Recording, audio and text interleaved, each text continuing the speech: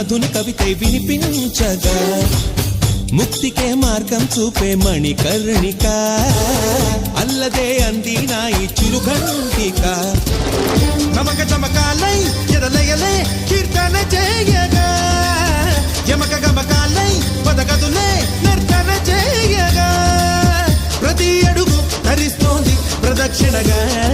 విలాసంగ శివనంద లహరి మహాగంగ ప్రవాహంగ భారీ